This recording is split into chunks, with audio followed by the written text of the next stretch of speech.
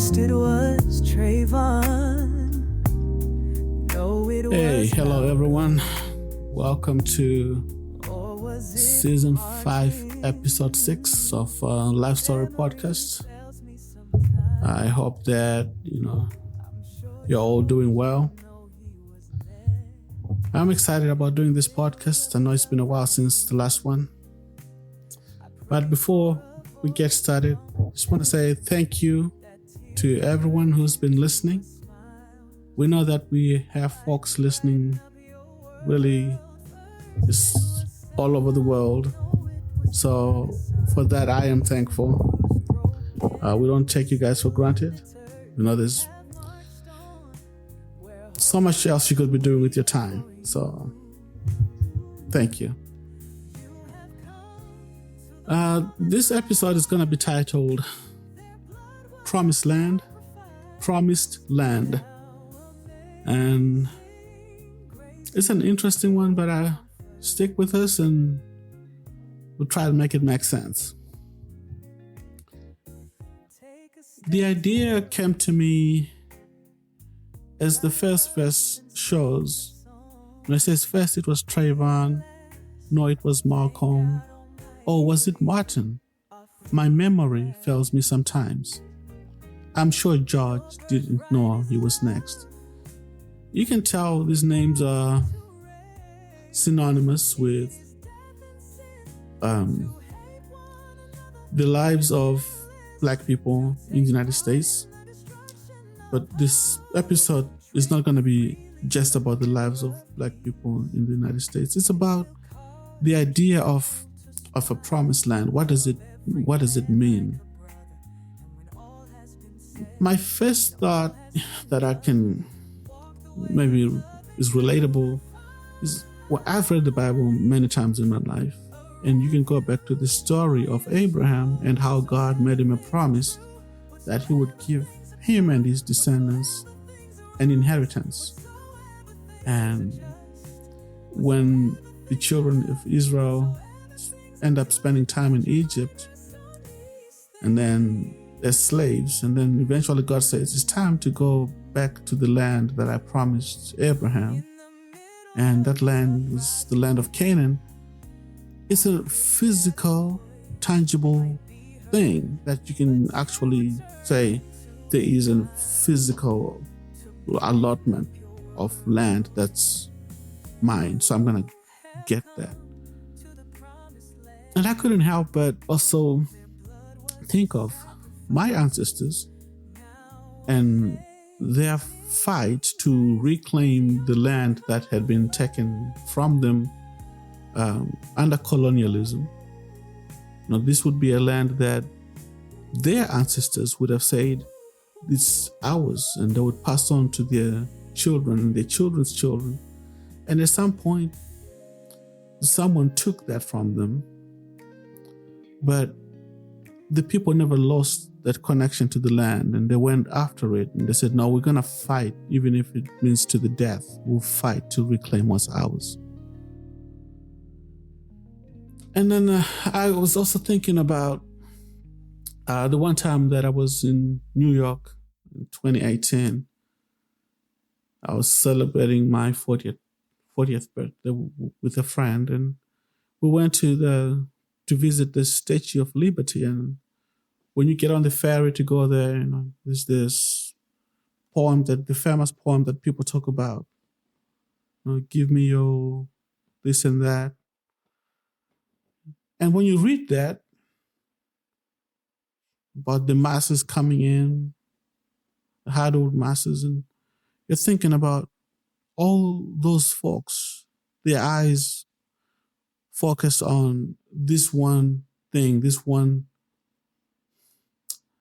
dream, the idea of America, of the United States of America, and the hopes that they carried with them, that let me just get there and something good is bound to happen. And then I also wanted to not disregard for what is for me the biggest promised land, which is the eternal life that comes after this one. the hope that I have in my salvation through Jesus Christ, that the life after this one is what I want more than anything else. But that's not what the poem was really talking about. The poem for me was not about the politics. It was about what the mind struggles with. When it's captured in a moment, like that George Floyd moment, I'm sure a lot of people throughout the world heard about it. That I think one of the biggest takeaways was when he says, "I can't breathe," and we all can relate to being in a situation that, like, all hope is gone.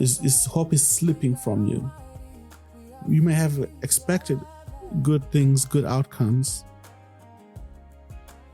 but maybe where you are in a situation, in a moment, is not where you had hoped to be.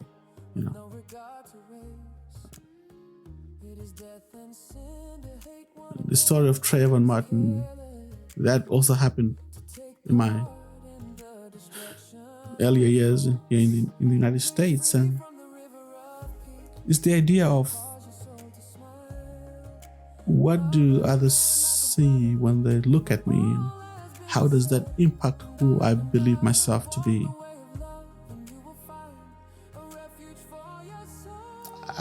I had an incident, let's say around 2006, 2007. I just gotten married, and my wife and I stopped from visiting friends. We stopped at a gas station. It was one of those days when you could still pump and then pay after. So I pumped gas, and then I went inside the store to pay. And when I went in, I tried to hand the lady behind the counter the money, so she could give me change. But instead of putting her hand out there to take my money, she just kept her hands away. And it wasn't one of those situations where there's a glass divider, or some of those with a little tray, you put your money in and then you slide it. No, it was just open. So she could have easily just extended her hand, accepted my cash, but she didn't. So I stood there, and then I just eventually put my cash on the counter, and then she took it, and then she did her transaction, and then she was holding my change, and I put my hand out there, and she just held her hands back. Then I pulled my hand back, and then she put the money down, and then I grabbed my money, and then I walked out. And it reminded me of a song by Sade where she talks about her dad, her father, experiencing something similar, where folks, I'm assuming this would be white folks in England, in the UK, would not touch his hand.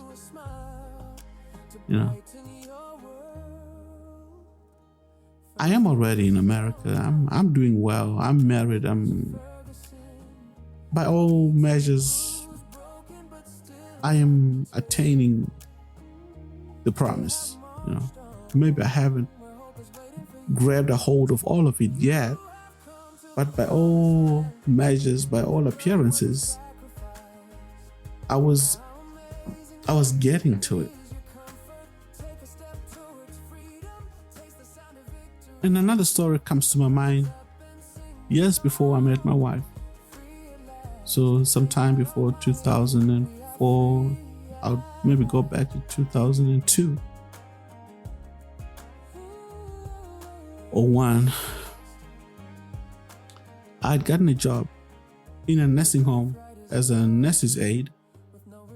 And this is not a glamorous job. I know plenty of people who've worked this job. Plenty still work this work. It's hard work. A lot of immigrants work this job. And we do it because, it helps. You get integrated, to earn a paycheck. You can afford life on, at least back then I could afford to live on the salary that I was making. But on this particular job, on day one, I show up for work and I have a lady I'm supposed to take care of. The job is I get there at a certain time. I help the residents get ready for the day, get them prepped for breakfast. Some of them I will help with breakfast. After that, help them get about throughout the day, get them down for showers, shaving, grooming, staying clean throughout the day, help with breakfast, lunch, if I'm there for a double shift, maybe supper, and then help them with getting ready for bed. That's my day if I'm working, let's say a double shift. So it's not a glamorous job. It's a really hard job. It can be a back-breaking job because, we as humans, we come in all shapes and sizes, and you don't get to choose who you're going to help, But this one lady, she was a smallish kind of lady. And the moment I walked into a room, oh boy, she was not happy to see me. She shooed me out of that room so fast, yelled and told my trainer that day, a guy named Brian, who actually becomes one of my best friends, one of the best friends I ever made in America, tells him, no way, I'm not going to let that man help me. And Brian's like, no way, Pearl. The lady's name was Pearl. He says, no way, Pearl. This guy is hired to do his job, and you're going to have to let him do his job. And they have to call in the charge nurse on our shift. And she's like, no, we're not doing this. Let this man do his work. And then if he fails, that's one thing. So she won't let me help her throughout the day. So, Brian has been doing my job with this lady. And towards the end of the day, it's time to help her get ready for bed. And it's the same thing. So she asks the nurse to call her niece, and they call the niece. The niece comes into the facility and she's like, Auntie Pearl, what's going on? And Pearl is like, I won't let this man touch me. I don't want his help. And Pearl is like, you can't choose your help. You're going to have to give this guy a chance to do his job. They hired him, so, we have to give him a chance. So reluctantly, Pearl allows me to be her aide. But I'll tell you that by the time I left that job, Pearl was one of my best, I don't want to say best friend, but we were so close. She actually signed a book. She had a book in her room that she had with her. And when I put in my 2-week notice and I was telling everybody, hey guys, I'm leaving. She wrote a message for me and she signed that book and she gave it to me. The beginning might not have looked like, hey, I'm in America, I'm living the dream, I'm taking care of these folks here, and they love me. That with Pearl, definitely not. But part of my goal in life is always to make a difference, have a positive impact on the lives of whoever I'm around. And I may have a vision of a promised land for me, but also I can see life through Pearl's eyes, Maybe her retirement, end of life experience that she had envisioned for herself did not include a guy like me, some African guy with dreadlocks. Whether I'm black or not, maybe that's not the issue. Maybe whether it's albinism, maybe that's not the issue. But maybe for a moment there, I interrupted that. But the thing is, we gave each other a chance. She gave me a chance to serve her in the way that she needed. And I gave her a chance to see me as a person and to watch me deliver, on a service that she was paying for. And I can tell you that for the kind of place where she was staying at, it was one of those that comes with expectations. It wasn't one of those rundown ones that is just run for profit. Lots of people in there. It was end of life care, but it was well managed. It was well presented. It was well manicured. It was a beautiful life that they were living, even under those circumstances.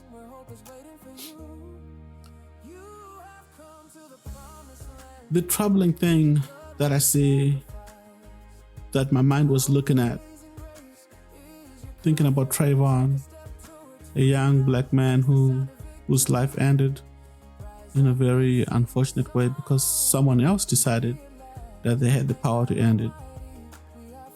Or the story of Malcolm X, again, someone decide they don't like his message or what he's bringing to the table, or Dr. Martin Luther King. And I'm not saying these guys are perfect, just saying someone else decides that either they don't belong in their vision of a promised land, or they don't like the idea that this person stands for, as far as they may have their own vision, their own idea of what a promised land should be. That's what kind of caused my brain to think like this. The George Floyd situation, and I'm sure many people around the world who were old enough to take it in, the statement that he says when he says, "I can't breathe," and someone else is literally taking his breath away. Like, who gets to decide? Who gets to decide? Who gets to live and enjoy a vision of peace and prosperity, even if their version of that is not what you would choose? I know we have empowered, like our police and others, some of our leaders, to make some of those decisions. But at some point, the question is, whose promised land are we living in? Other figures that did not make it into the poem that I thought about would be someone like Gandhi in India, Nelson Mandela in South Africa. I thought about Schindler, because I think that's just a peculiar story there. I mean, I watched the movie when I was young. I might have watched it a couple more times. And I haven't really spent a lot of my time studying the man. That story it gives you hope that in a way, maybe we can put we may not put our own interests away, but we can see other people's interests as well. And maybe there's a way to marry what they are thinking with what we envision. And as a recent memory also, I was thinking about the Jamal Khashoggi, the Saudi journalist who, at the direction of some crown prince, whose life also ended. It's tough, man. These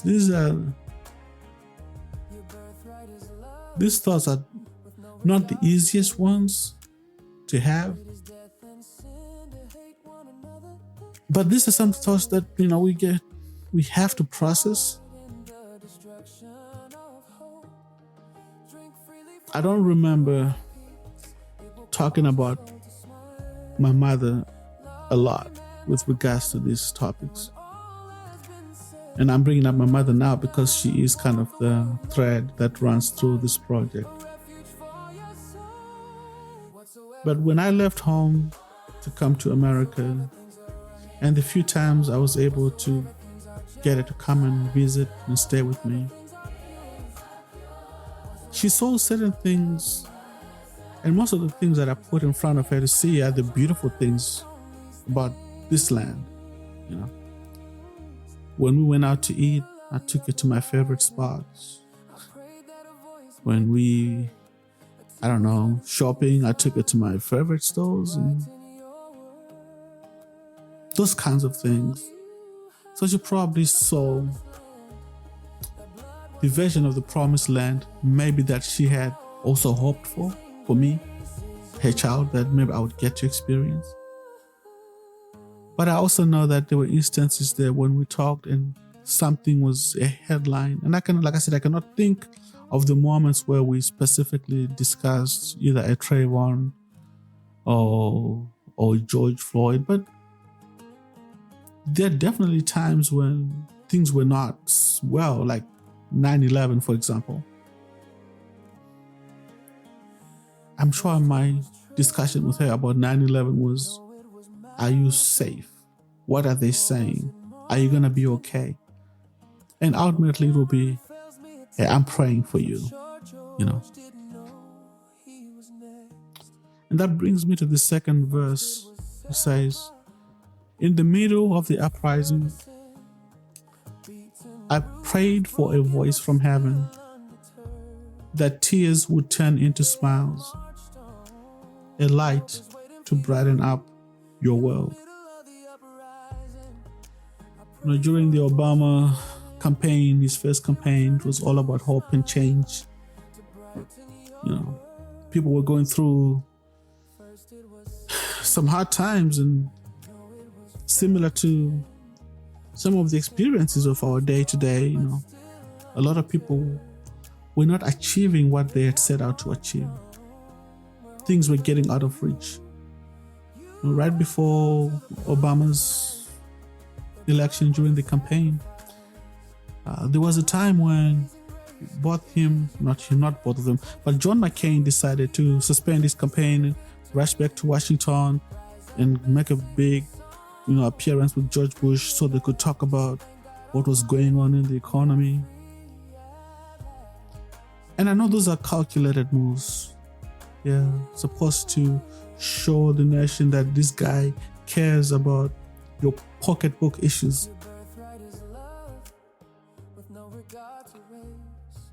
But in a way, that's what we need sometimes, for our leaders to show us that our basic understanding of life is about what affects us, not the big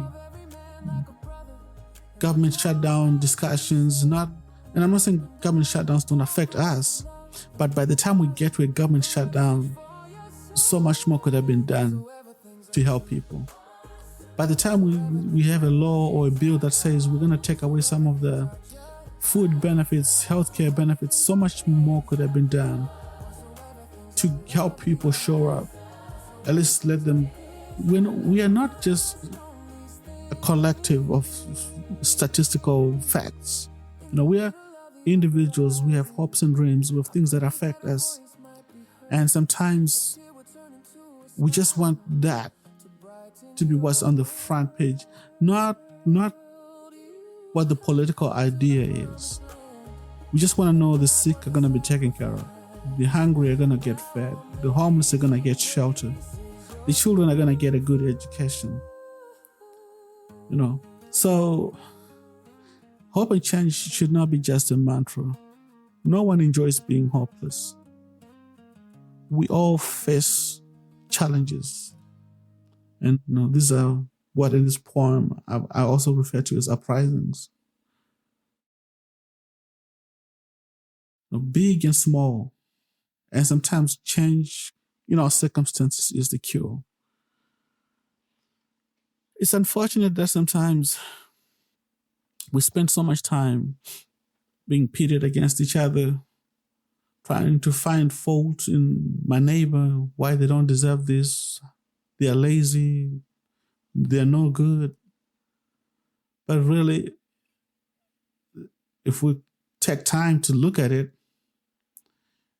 they're driven with the same passions that I am. They want a good life for themselves. They want to see their children do well. They want the future to be better than the past. It's not because they want to take it from me. They just wanted a version of that for themselves. And they have an idea of a promised land that if I invest in their idea, they may invest in mine. But if I make them the enemy, then they may also become hostile to my interests. And there are several verses here that we're talking about Selma and Ferguson. This takes me back, obviously, to the Martin Luther and George Floyd thing. It talks about people being beaten, bruised, and broken, still undeterred. People marching on where hope is waiting. Then it says, you have come to the promised land. Their blood was the sacrifice. Now amazing grace is your comfort. I like that part, but I don't know that it's true. And I don't know that it's true for everyone. Because there's this thing that sometimes when people have been through hard times, they don't know how to stop fighting and enjoy the comfort that they fought so hard for. There's always some folks who have a fear that the little that they have earned might be taken away. So the way to overcome that is to always emphasize how hard it was to get what they got. I can see that tendency sometimes in me as a parent when I'm dealing with my children, and I try not to do it as much. But it's easy to say, you have no idea how well you have it now. When I came to this country, I slept on the floor. I ate 1 meal a day. Blah, blah, blah. I have a list of all my blood, sweat, and tears, all the stories I could tell. And that might explain why I do things a certain way. But my children are not born into my suffering as such. I brought them into this world and they're enjoying and reaping the benefits of what I have strived to become as a man. And I don't think they should be penalized for enjoying it and not acknowledging my sacrifices every day. Like, I don't think every time we sit down for dinner, the kids should be like, and Lord, we thank you for our father who endured so much hardship. You know how hard it was for him with that lady at the gas station that would not touch his hand. Let us never forget, how you felt small in that moment. I don't think that's how it ought to be. And I strongly believe that when I look at my children's future, I see that they themselves are going to have a vision of a promised land as well. What is it that they want to achieve with their lives? And maybe their struggles will be, I don't want to say easier, but will be different from mine. They won't look the same. They won't feel the same. But they also deserve the right to dream, to hope for a future, even if it's way better than mine, way better than what I've presented and provided for them.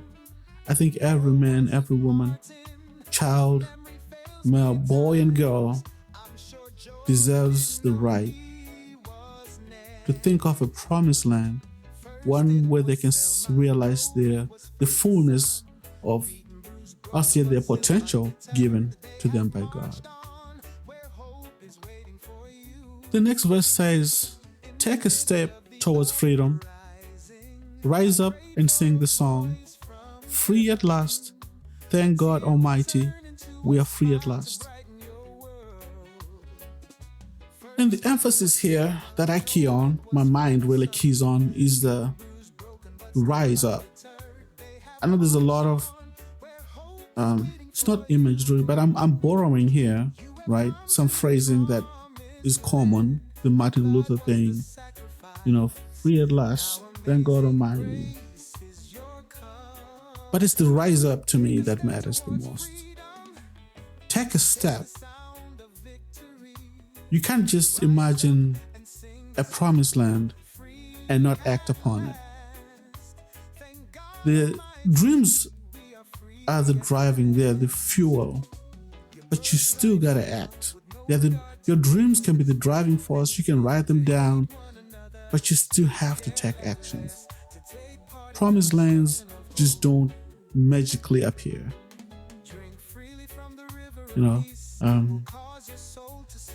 Again, going back to my mother, the thread that, ties all these things together. Both her and my father were very practical people. We were not rich by any means in our house. My father was very hardworking. He worked with his hands. He was a collision repairman.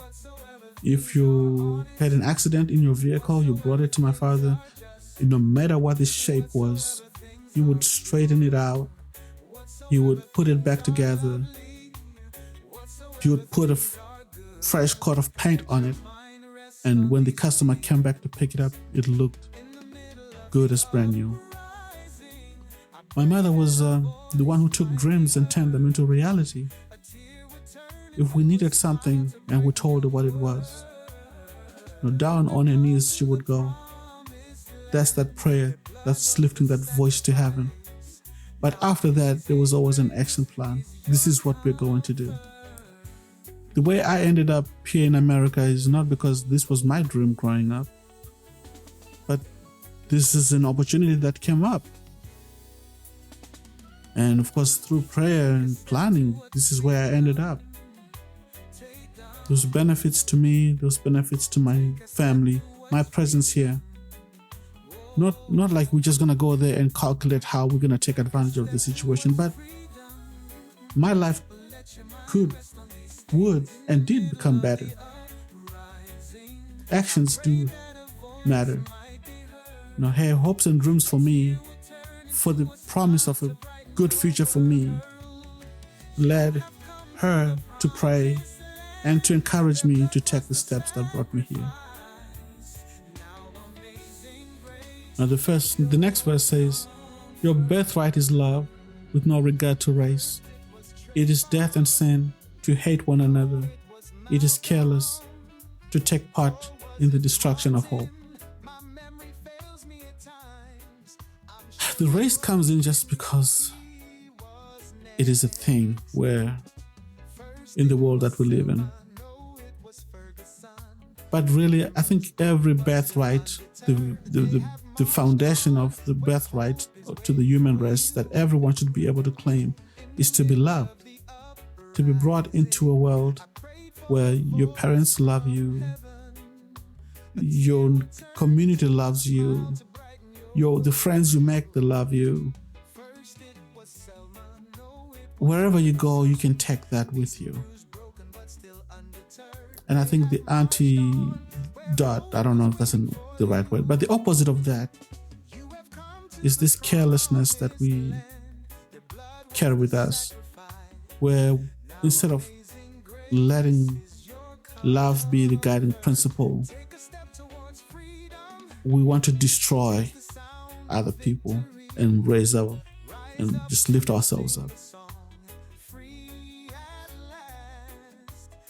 That's unfortunate that we live in a world where to hate someone is acceptable, to put people down is acceptable, to discriminate against someone's race, background is acceptable. I don't know how that makes us great again. I don't see how that makes us good. I think, again, going to my spiritual theme side, God is love. The destruction of hope for others is a carelessness that is the opposite of that.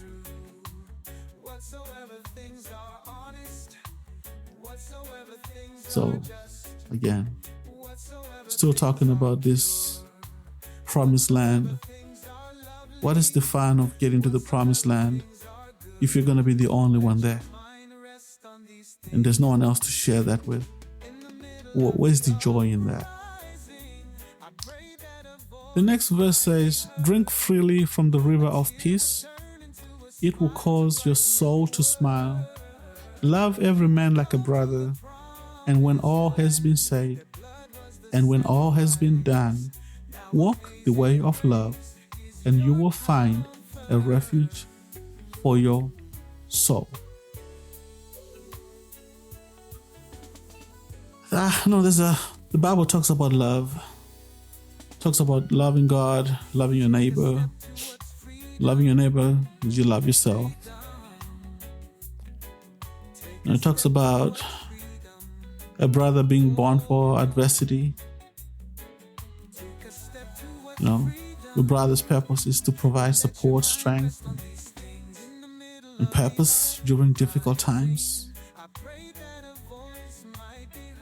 And brothers cannot be limited to just your blood relatives. Some are only children.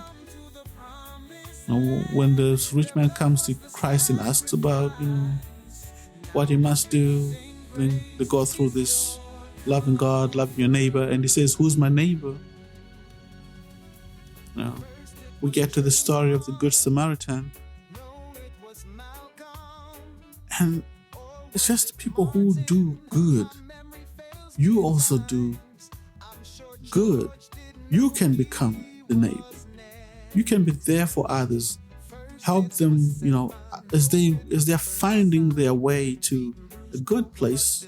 You can be someone who helps remove the roadblocks out of their way.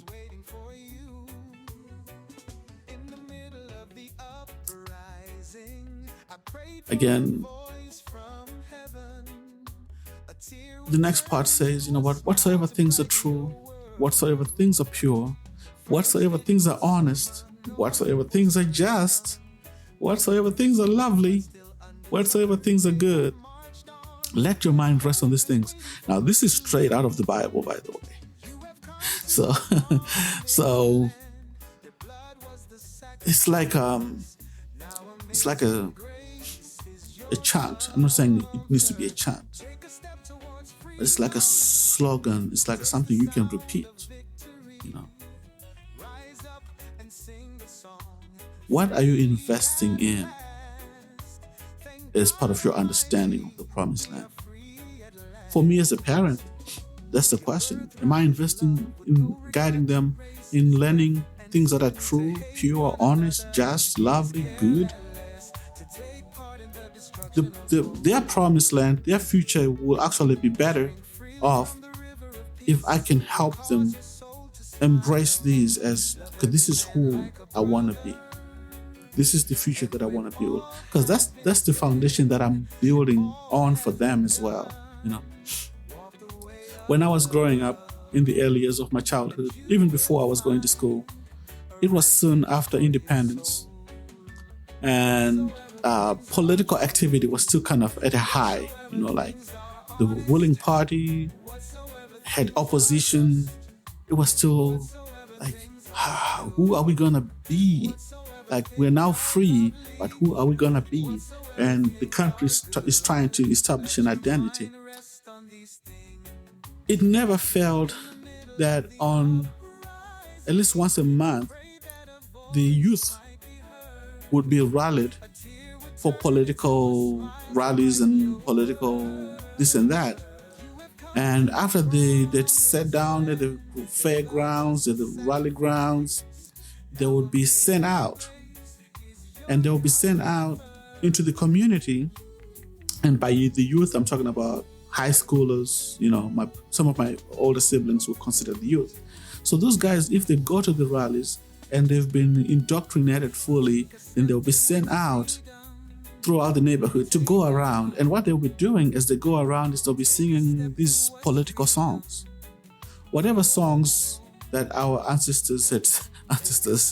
our liberation war fighters had been singing, those were the same songs that they were being taught. The thing is, we're no longer at war, So if during the war, the freedom fighters were singing songs like Toy Toy, like forward marching songs, and then you're taking a bunch of youngsters who never held a gun to fight for freedom, and you have them singing freedom forward marching songs throughout. These kids don't have anywhere to place that as far as when they look ahead to the future. I always found it amusing when my parents would, disallow my brothers to attend those things, because there was no point in indoctrinating a free young society to be on a war footing when they are not being prepped for war to go fight. Everything about their schooling, their education, their play life, their home life was rooted in them being a free generation. These are the kids who are being told, if you work hard enough, you can be a doctor, teacher, engineer, president of the country. But every Saturday you throw a big rally and you have them singing songs about forward marching into war.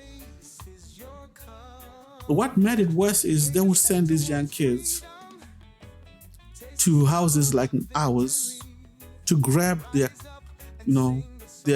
friends who didn't show up. So they would come to my father's house and they would be shaking the fence and they'll try to break down the gates so they could drag my siblings out. The only saving grace was that my father was a no-nonsense guy. He never allowed that. So if you saw someone coming to his house, you would be out there ready to meet them. And for the most part, these young men and women were smart enough to just march along past our house. And that's a thing that as a parent, sometimes you have to decide, okay, we fought for freedom, or we fought to have a good education, or we fought to come out of this neighborhood, or we fought for these things. But the opportunity that we've given our kids, what is it about? What is it that they might want for themselves? What version of a promised land are we helping them to, point their compass towards? Some things we do unknowingly, and they hinder and hurt others. But sometimes we can, if we're thoughtful about what we are focusing on, we can actually give others a leg up so they can achieve what is in their best interest.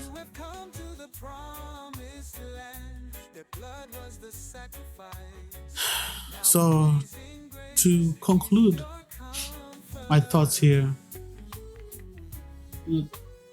this is what I would say. If my idea of a promised land does not include things that are true, that are pure, that are honest, just, lovely, and good, then I am a very miserable person to be around. I don't even know how I can withstand my own company, because of all the work that I've put in to be where I am. And if I'm not focused on things that are true and pure and honest and good and just, what else am I doing?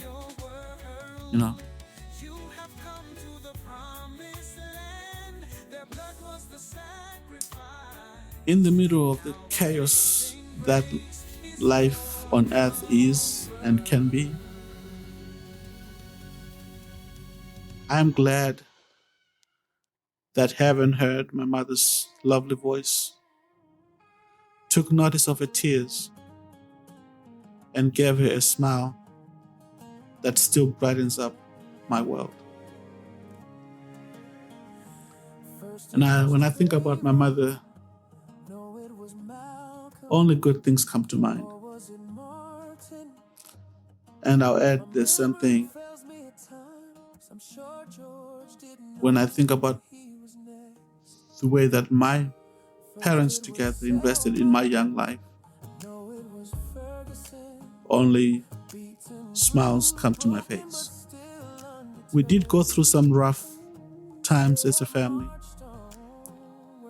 There were moments there that were difficult for my parents,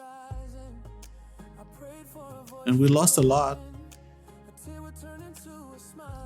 But I'm proud to say that towards the end of both of their lives, I was able to recognize in myself how much it meant to them that they invested in my life, that they put their interests aside, especially when I was young, and they worked hard together to help me to see, imagine, and visualize a promised land, what the future could mean for me on my own terms. I'm proud that towards the end of both of their lives, they were both proud of me, that their lives were full because my life, it turned out beautifully. So once again, I want to thank everyone who's been listening. I want to thank everyone who's listened to this one all the way through to the end of this one. I know it's not typical content, but it is what it is. I'm glad that you're finding it worth your time to spend, your valuable hours with us. Till the next one. Peace. Things are good. Let your mind rest on these things. In the middle of the uprising, I prayed that a voice might be heard.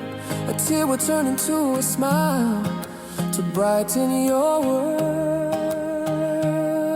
You have come to the promised land.